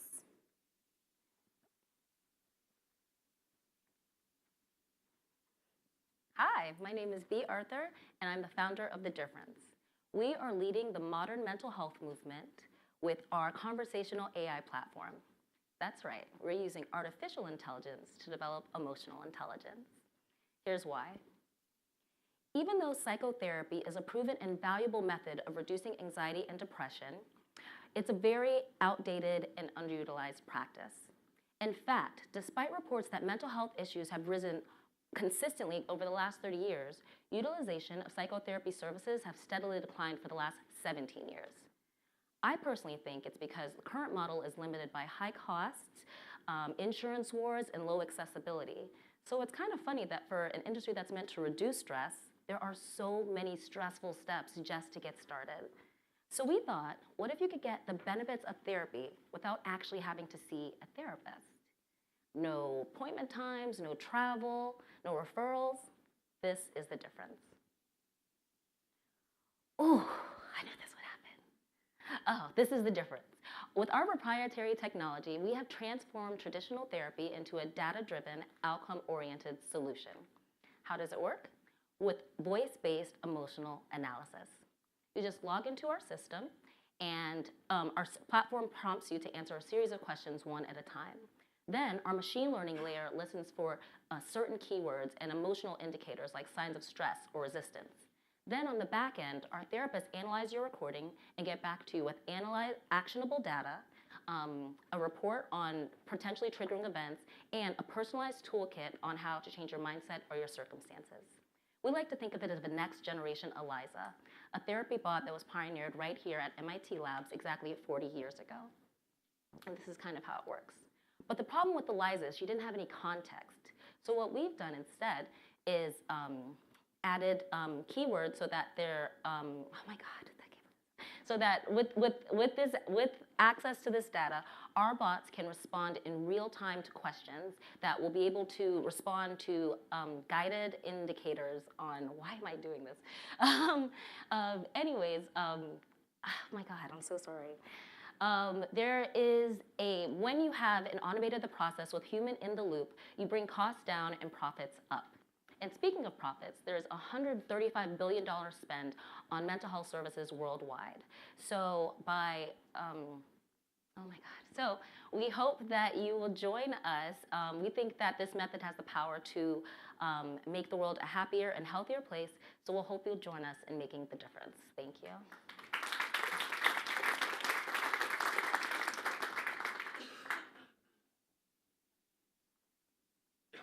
I'm so sorry, I forgot all of it. This is my CTO. She's a machine learning specialist out of MIT Mobile Experience Labs. I'm a licensed mental health counselor, and it was also named an entrepreneur to bet on by Newsweek magazine. Yes, hi. Thank you very much. I got a question with respect to your opening statement. How would AI measure EI, given that there is no measure of EI? So we're actually trying to detect and decode emotion in voice specifically. A lot of times, like, people are unreliable when they're talking about the content in like an actual mental health session, but voice indicators are more reliable. For example, if the sentence, "I just got married," I could say, "I just got married," or I could be like, "I just got married." Congrats, by the way. Now, my question is, again, is how do you train the algorithms? What is the science that it's rooted on in order to be able to say that this kind of emotion is basically the revelator of this issue or that issue? Right, so that's actually our biggest opportunity. We're really trying to annotate the different levels of emotion in voice. Where the service is available in 5 different languages, so we can detect and decode emotions in different cultures. For example, an angry American might sound like a very jubilant Italian. And so what we're going to do is analyze all these things. It's true. And so what we do is we have audio frequency and we analyze them ourselves, so you can actually look at this is what fear sounds like. Or for example, hesitance and resistance indicate like conflict about a certain emotion that you're reporting. And then we get back to you with skills. Yeah. So this is, no, I like this a lot. Question again is, what is your business strategy? What's the next step? What do you need? Yes. Yes, so I come from the startup world, and so now that we actually just launched our private beta on Wednesday. And as we're looking at a lot of analyzing the data, I've come to realize that data scientists are very expensive. So we would love to partner with the Solve community in order to get help with that. But in the meantime, it is a paid consumer product, and what we're doing is it's $99 for the initial consultation. And because it's asynchronous, kind of a record and response, we're able to get it down to about $100 a month as an ongoing model for monthly recurring revenue.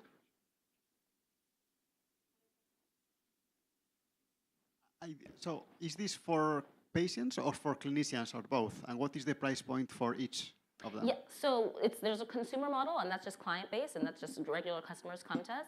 And then we also have an enterprise model that if people want to learn about the emotional intelligence the reward systems of their employees, we can analyze their personalities. And so I actually do that right now and provide corporate counseling for high-performance individuals. And so in the same way, we could kind of automate that process with motivational reports.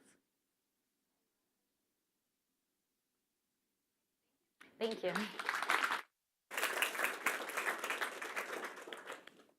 Next up is Timeless.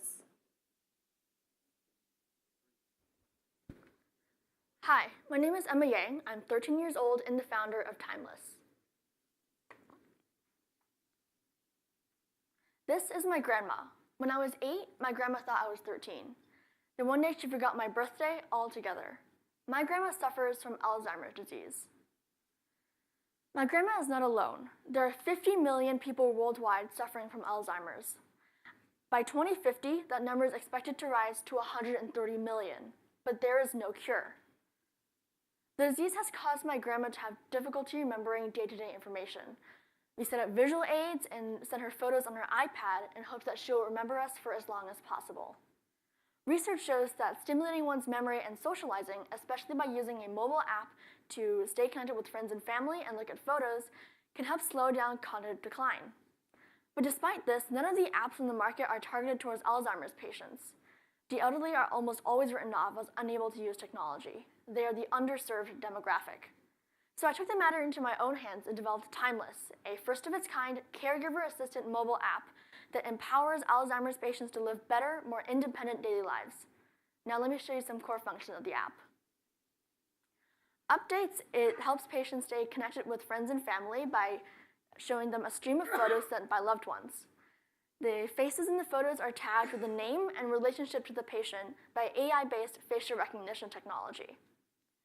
Today simplifies daily information and events to help patients better manage their day. Contacts is a picture phone book that lets patients contact loved ones with the touch of a button. The most unique feature is Identify. The patient can take a picture of a face, and Timeless will tell them who it is. Timeless's comprehensive feature set addresses the daily challenges faced by Alzheimer's patients in a unique and simple way. This is not a prototype. This is part of a production version that I'm developing in conjunction with expert partners such as Dr. Cramps, who is right here. She's an Alzheimer's specialist. Lilia, who is a human experience designer, and Kairos, an AI startup based in Miami. The next steps for Timeless are to add location tracking, gamification, and to use augmented reality to help patients find lost objects as their memory declines. But before that can happen, I need your help to make Timeless a reality. I invite the collaboration from the MIT and Solve communities to help me scale the development and drive adoption. The success of the app depends on the number of people we're able to help. The Comprehensive Center for Brain Health at the Florida Atlantic University has recently agreed to help give feedback on the app and be the first site to offer this app to its patients. There are 50 million families who could benefit from Timeless. Please join me in this life-changing journey. Thank you.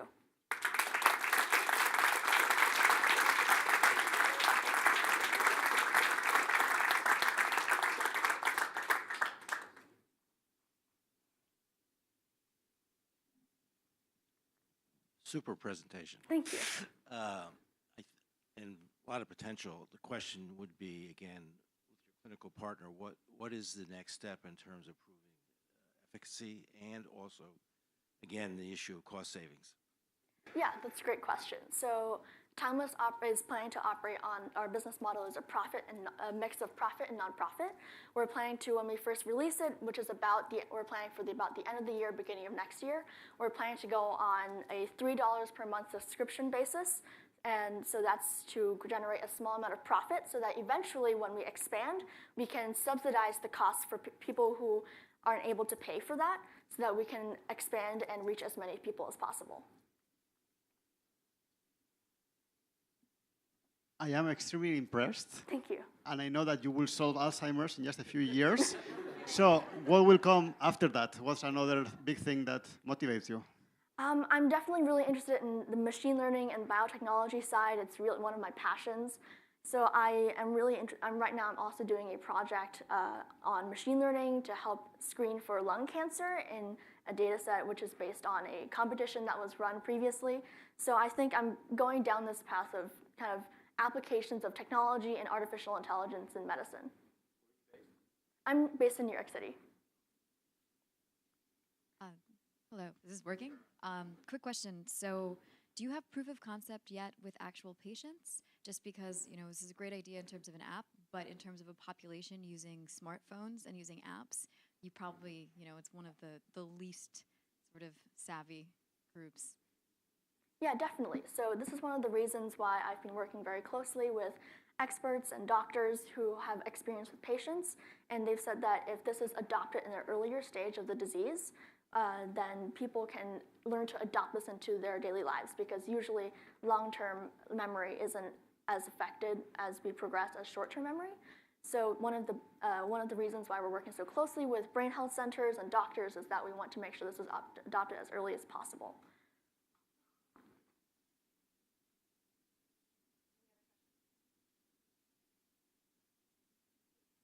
Thank you.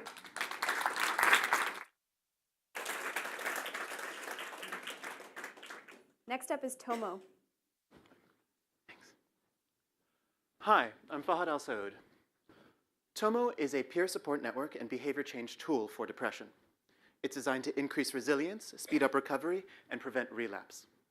Tomo is adaptive. The more you use it, the more the app learns about you, and the more it helps you manage the habits that keep you healthy.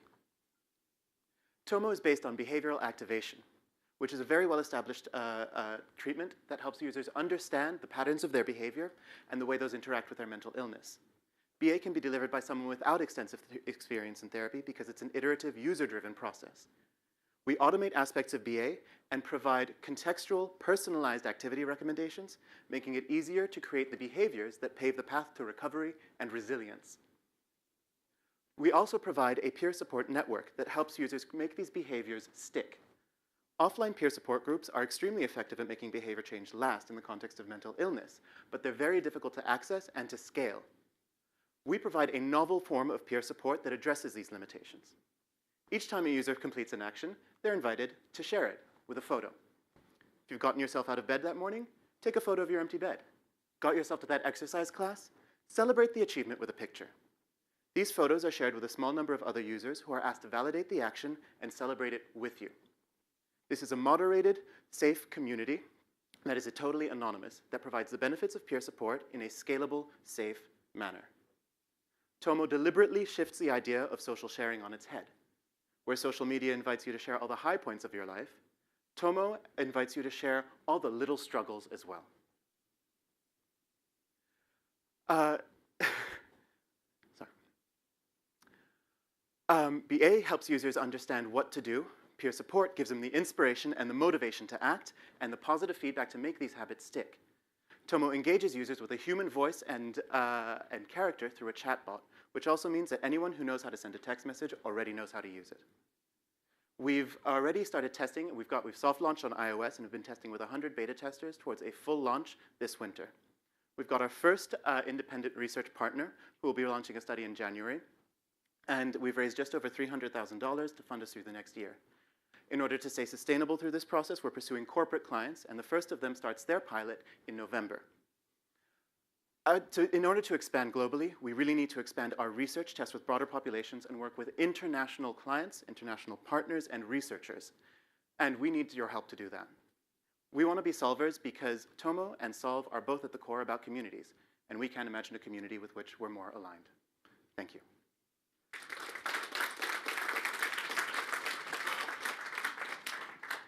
Thank you. This is really, really good. I was wondering, for me, the key issue is not related to what you're offering, but the fact that you're fighting one of the biggest social norms is why would I share a picture of my bed on Tomo rather than Instagram, given that today, socially, in terms of positive reward, for better or worse, not judging, but this is what most people are looking for.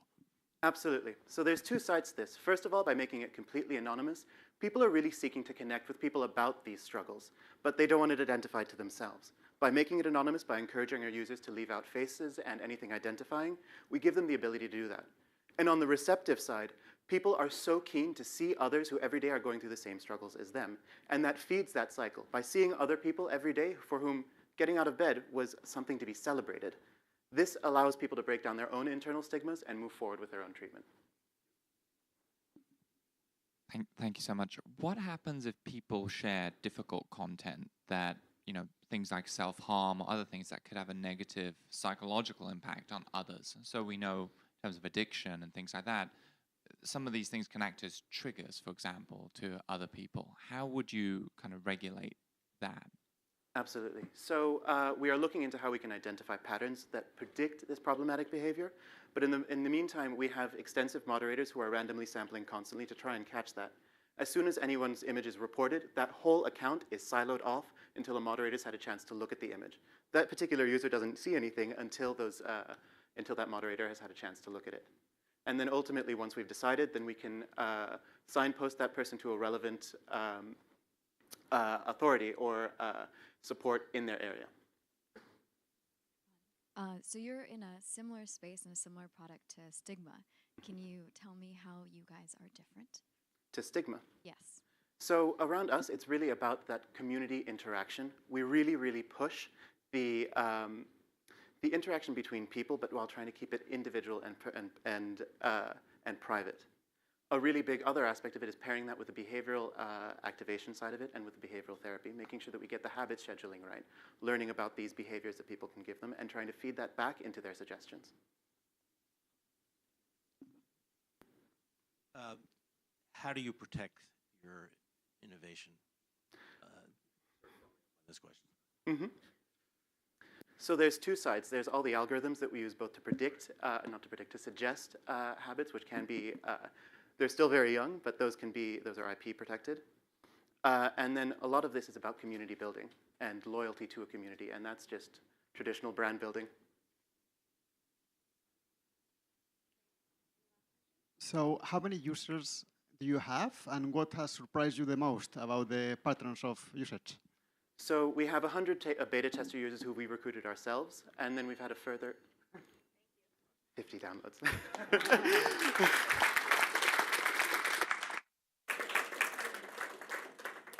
Next, we have youth care. Alzheimer's disease threatens to bankrupt Medicare and Medicaid within the next 2 decades. And currently, there are 5.5 million Americans who are diagnosed with the disease today, which is saddening. There's another 15 million Americans who serve as highly stressed, unpaid family caregivers, which is shocking. And 40% of these caregivers will go on to develop some form of depression, which is solvable. Hi, my name is Nihal Satyadev, and I'm the CEO and co-founder of the Youth Movement Against Alzheimer's nonprofit, and our social enterprise is Youth Care. Youth Care trains student volunteers and partners them with seniors with early stage dementia in a one-on-one setting. For twice a week, 3 hours each, they will play games, participate in artistic activities, and engage in meaningful conversation. The program will take place at a dementia-friendly venue which will accommodate several of these student-senior pairs, helping seniors fight social isolation and simultaneously allowing family caregivers an opportunity to network with each other. But this is more than just a respite care program. We have licensed the Brain Boot Camp from Dr. Gary Small and will be seamlessly integrating training to students on how to conduct memory training exercises with their elderly partners. Now, how do we know that this model is going to work? Well, we've already done this through a grant and started Time Out at UCLA and been running it for the past 2 years. We've seen great outcomes in reducing caregiver stress, inspiring students to pursue careers in aging, and helping seniors refine their purpose. Youth Care promises to be the most affordable respite care hourly option anywhere, and we can reduce our costs by 33% by implementing our technology and at scale. Now, our market research has shown that 50% of family caregivers are willing to pay at least $15 an hour for student-provided care. And in the future, we plan to send trained student volunteers directly to seniors' homes to provide more personalized care, help lower our costs, and ultimately help more seniors. Our technology is an app that is in the early stages of development, and it will have all the training materials for the student and allow family caregivers to easily find youth care locations, and also have an algorithm that partners students and seniors based on similar career interests and hobbies. Our team has helped over 20 students start Alzheimer's advocacy groups at their colleges, and this is a network we can leverage to quickly scale our program. With the MIT Solve communities, knowledge, and contacts, and our team's passion, Youth Care can exist in thousands of locations in the US and across the world. And I know that together we can create a future worth remembering. Thank you.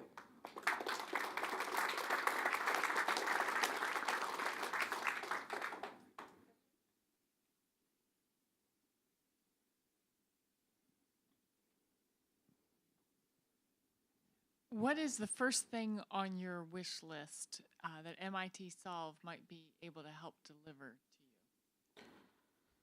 Yeah, great question. So the first thing would be, I would say, access to startup funds. We've already been in discussions with a few different universities for potential pilot locations.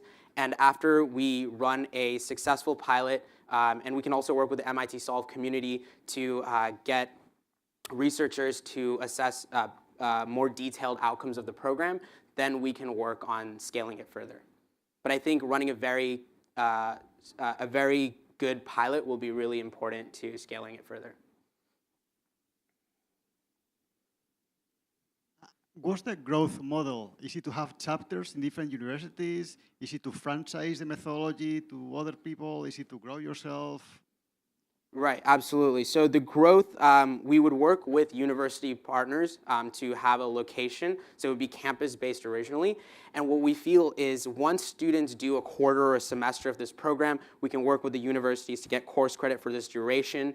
And then the family caregivers would feel more comfortable with students going directly to their homes. So the program would have to be based around a university, but it can be scaled to any university.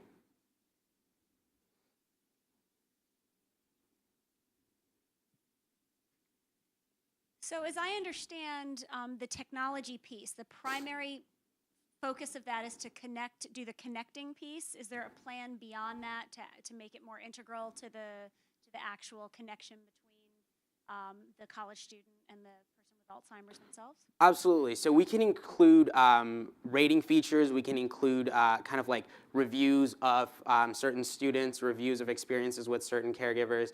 We want to make it a really easy experience so that caregivers, I think it was earlier mentioned how frustrating the process is to get care services. We want to make that really simple. And the app will be used by both students and family caregivers so the patients themselves never have to worry about any technology. this is really tough work, right? So from the student perspective, are there similar examples of any other condition where students truly commit to very difficult care for months? Yeah, so I think the best thing to look at is our grant-funded model. So in the 2 years, 100% of our students have reported that they would recommend this to a friend. So unless they have horrible friends, they've really enjoyed the program. And we also, yeah, I think that's it. I don't have anything to say. Cool, thank you so much.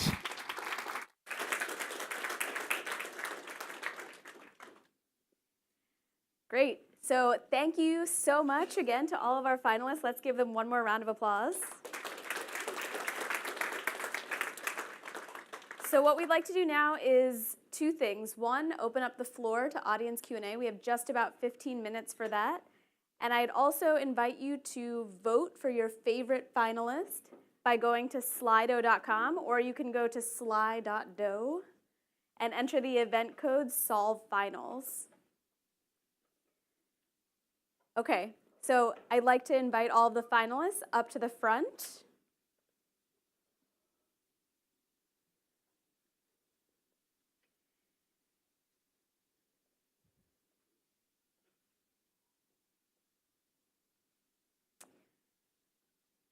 And do we have someone who has a mic that can, okay, great. Questions, and please, when you ask your question, specify who it's for, if it's for a specific finalist, before asking, please. I have a question for the young lady and the person who just presented.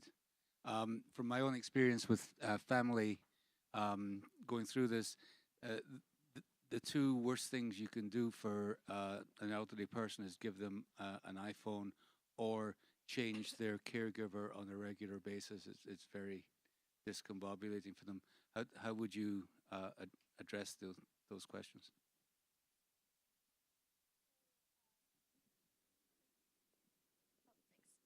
So for the mobile app side of things, we make sure that everything is extremely simple and it's designed specifically so that elderlies can use it without any confusion or and make sure it's very usable.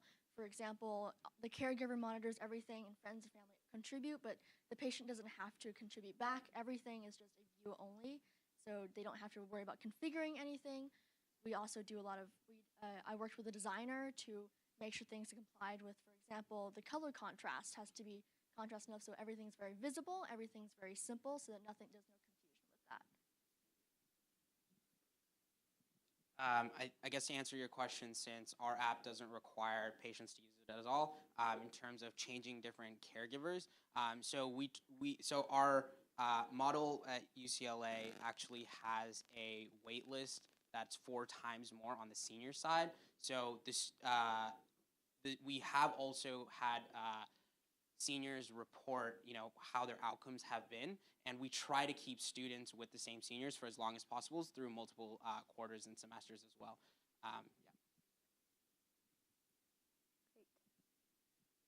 Yep, we have a question here.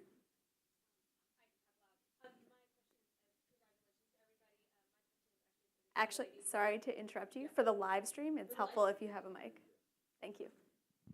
So I was just saying congratulations to everyone, but I have a specific question about Project HEAL, which sounds wonderful. As someone that has worked with people, I'm a psychiatry resident, so I've worked in a clinical basis with sufferers from bulimia and anorexia. A concern of mine is that sometimes, even many years out of treatment, people that have previously suffered from those kinds of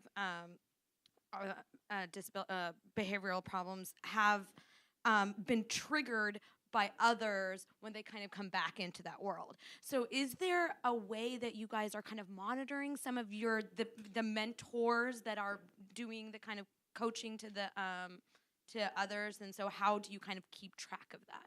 Yeah, absolutely. I mean, it's one of the biggest concerns, right? And peer mentorship exists on a spectrum from no control at all. You're my sponsor, that's all. No training, no supervision, no nothing. To much more controlled models. We are certainly more on the latter side of much more control precisely because of that concern. So we've developed the training, interview process, and supervision process with one of the leading experts in the eating disorder field, Carolyn Costin, who was actually one of the first people in the field to come out as being recovered and saying that that's a positive and will help you to help people.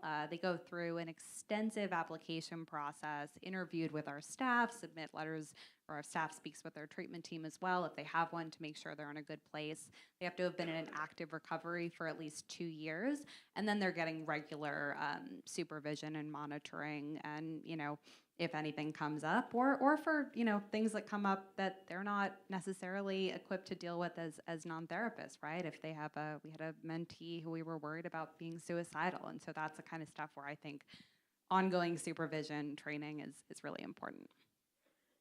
Over here. Oh, thank you. I'm Jonne from the International Federation of Medical Students Association. I have a question for Strong Minds. Who was the one from Strong Minds? Yes, exactly. Is there anyone from Strong Minds here? All right, well, maybe I'll wait for a moment if he appears to ask a question. Okay. Question for Christina. Have you thought of using telemedicine? And if you have, what is your experience? And how often do the mentors meet with the mentees? And how long is the session? And finally, who schedules that? Yeah, so lots of good questions. Certainly very interested and think telemedicine is great. We are using it, although I guess, again, it's not treatment, it's an adjunctive intervention to treatments. I don't know if it would squarely fall into the telemedicine category, but I digress. We are pairing mentors and mentees via Skype as well.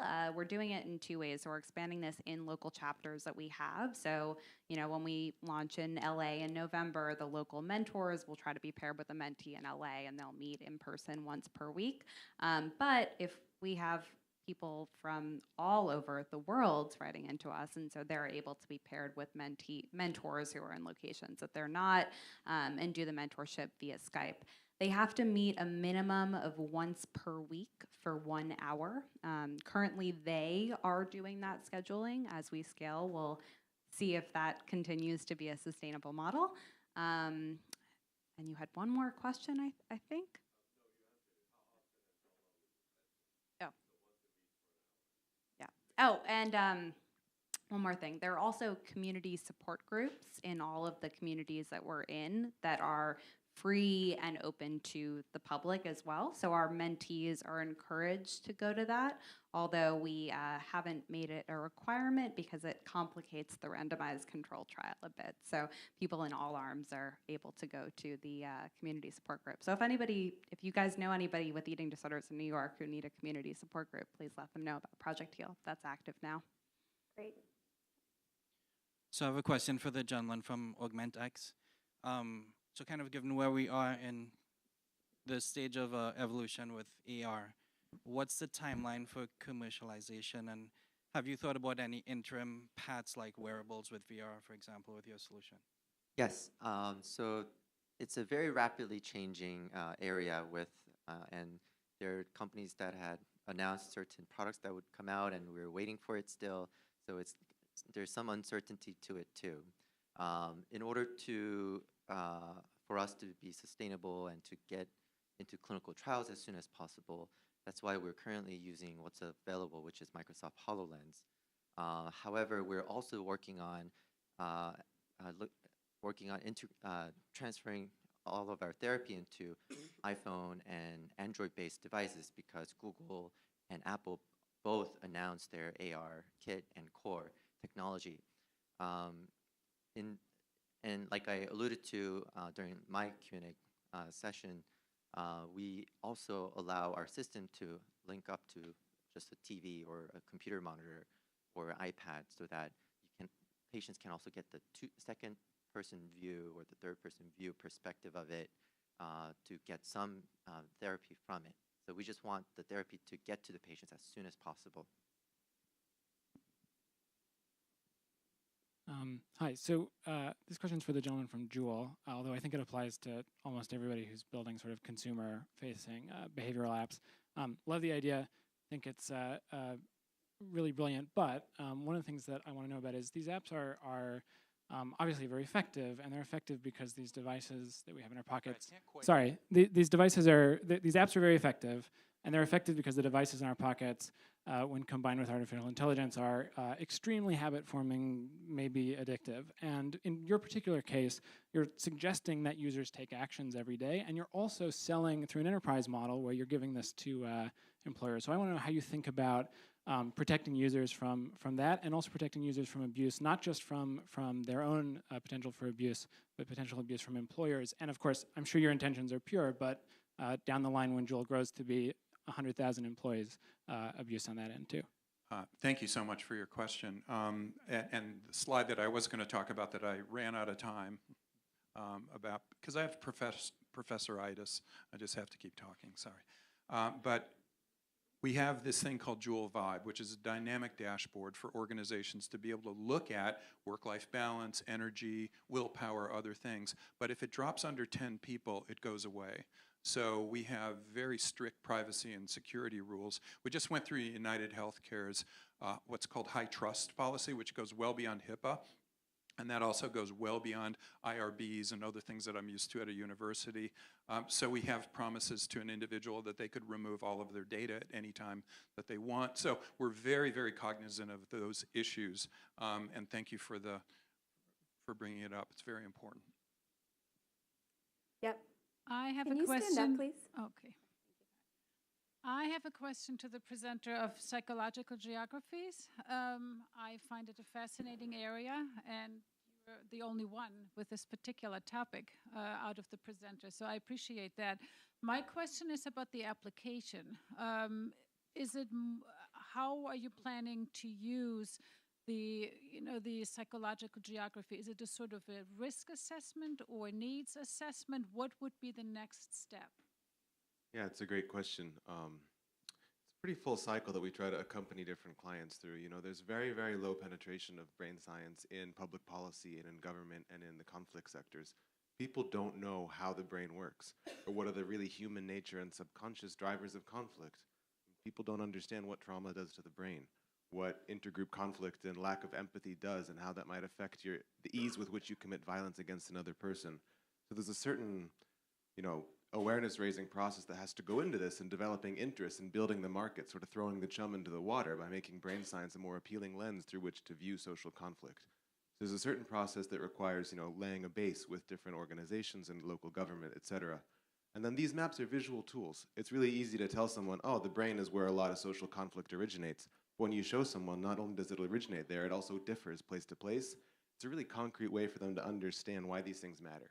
Because then you can look at other variables that cities already collect. Cities are very good at collecting symptomatic data and structural data.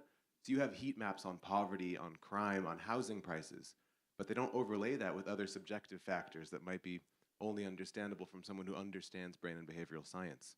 So they know how to read maps, but they don't know how to read maps that are representing data that they don't understand. So it's giving them a tool that they're familiar with content that they're not as familiar with. And so it's an easier process once you get there. And then on the other end of it, the idea is, most of our team is actually not from neuroscience. Most of our team, the two guys sitting in front of you, are from a background of transitional justice and negotiations work.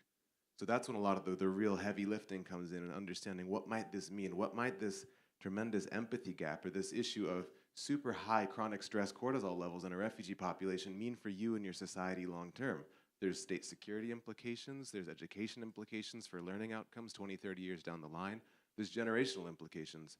So we envision a bit of a longer process on the preparing the ground for it, collecting the data at the right level of scale depending on the interest, the granularity level of interest in the map, and then working afterwards to get sort of the heavy public policy lifting in. So it's a long process, but some clients are quicker. Some clients sort of already have a baseline understanding of what they want to measure and what's driving conflict. I will stop there because I can go on for far too long about it. We'll take one last question.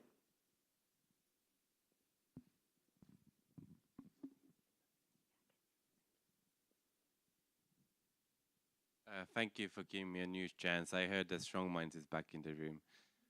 So I really like your idea because it's actually filling a really big gap. But I don't know if you actually mentioned in your presentation that where do you actually get the people who deliver the sessions?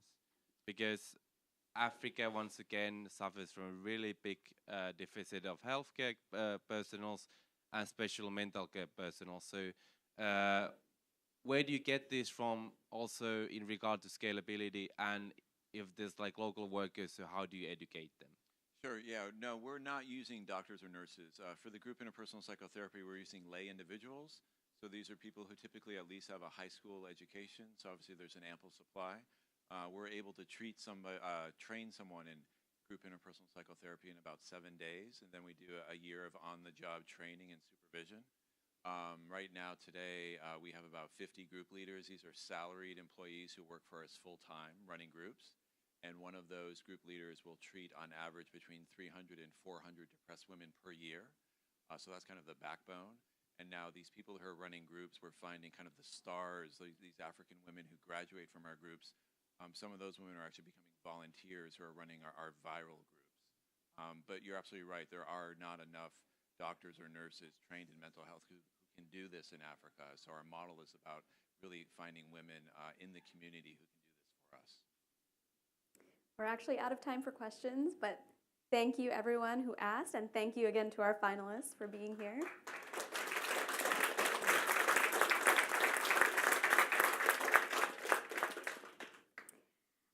You're invited to go back to your seats. So we are done with our pitch session. I hope that everyone enjoyed listening to these 16 finalists. The next thing that's going to happen is we have a break. That's going to be in the lounge, and you have 15 minutes for that to grab a coffee and a snack. And then at 4:30, we'll begin our closing plenary, and you will hear who our newest brain health solvers are. So thanks very much.